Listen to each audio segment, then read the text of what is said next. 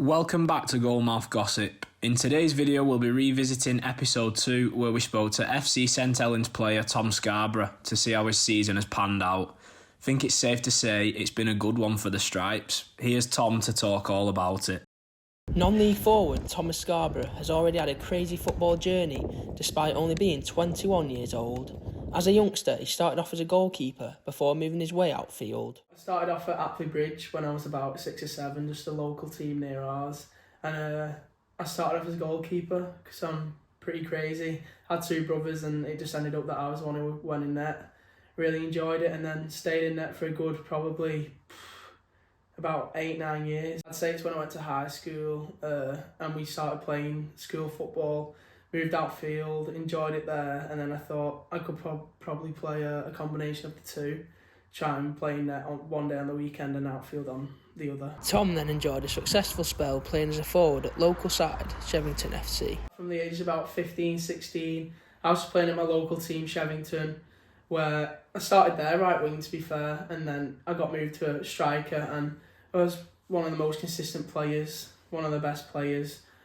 Scoring goals week in, week out, and then that gave me the opportunity to move up to men's football, and I just stayed local for the first season in men's football at 18, played for the first team at Shevington, won player of the year, scored 30 goals in 25 games, so that kind of gave me the opportunity to move on, but I loved that year, made some friends that I'll never forget, and it was a brilliant season for me personally. After impressing so much at grassroots level, he was asked down to FC St Helens, who had just been promoted into the first step of semi-professional football for the first time in their history. Yeah, my first season in counties football at FC was good, but also very tough at moments.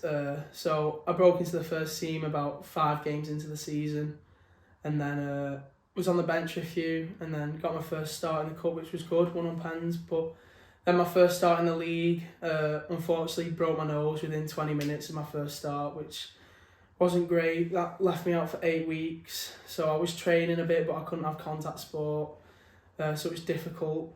But the lads were great. I knew one of the managers, so that was always nice. Makes you feel a bit more welcome. And the other manager was nice as well. Just a tough environment. It was quite a tight-knit group. They'd all been together for a few years. I think the managers had been there 7 years together. So it was hard to get into the team, but I enjoyed it. It was a good challenge. And then I spent most of the season on the bench, to be honest, just because in them 8 weeks when I was out with my nose, I think they won all 8 games, maybe drew 1, and then they were on a roll then, going for playoffs. So I broke into the team here and there, scored a couple goals.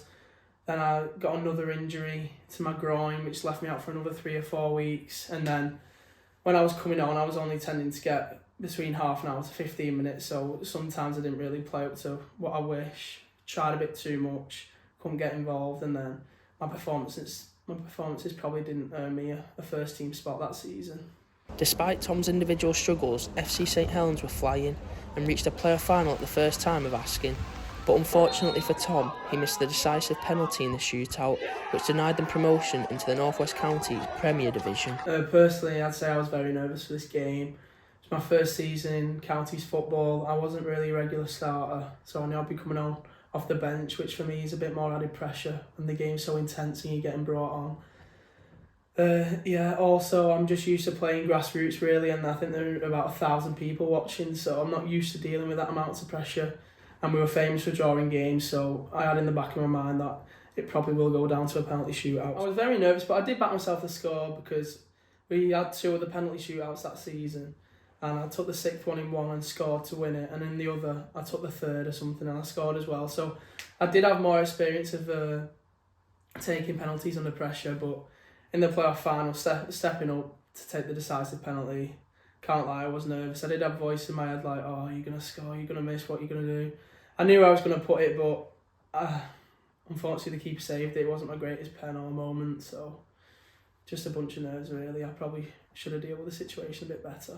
The club, however, looked after Tom and made him feel at ease. Yeah, the lads were brilliant with me, to be honest, and the club as a whole.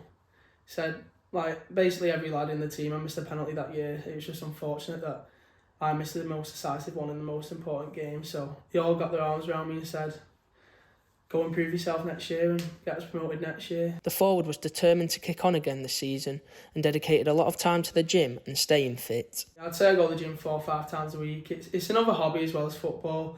Yeah, it's good for football to be strong, physical and athletic, but I enjoy the social side of it as well. It does get allows an escape from football, especially when, say, last season it wasn't going too well. You're in there, you're pushing yourself in other ways to get stronger and stuff. Meet a lot of new mates in there, and it just takes your mind off football when it might be hard at the time. Tom has seen his hard work pay off as he played a significant role this campaign in helping FC St Helens win the league and earn promotion at the second attempt. Personally, I made a massive jump from last season. So last season I was the most used sub in the club.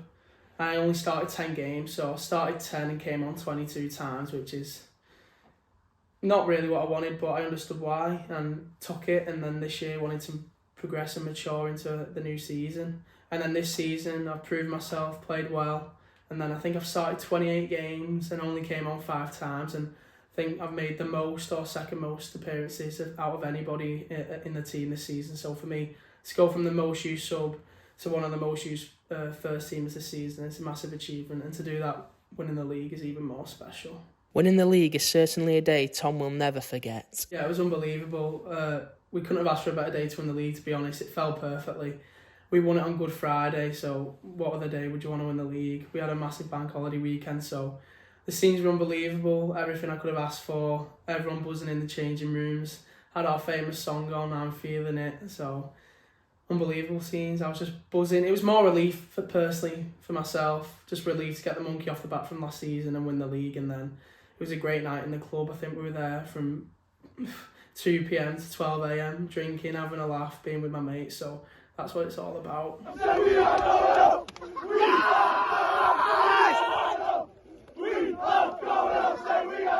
Another trophy was soon around the corner as Tom helped FC St Helens to win the Champions Cup, beating Brockton FC, who were champions of the South Division, 1-0 away from home. Tom even assisted the goal, crowning off a perfect season for the 21-year-old.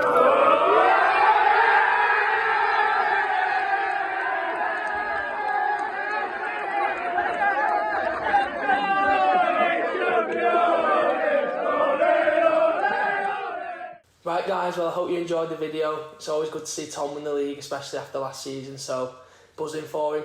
He's always done well, and he puts the effort in, and it's paid off this season. Gets his rewards. Exactly. Hope you're enjoying the new format of video as well. We're trying something a bit different, aren't we? Just with like the shorter TV package style kind of thing. So let us know if you're enjoying them or whether you prefer a proper sit-down podcast, and we're open to suggestions. We'll do whatever you prefer. Looking ahead to our next episode, we're going to do a bit of an England special, aren't we?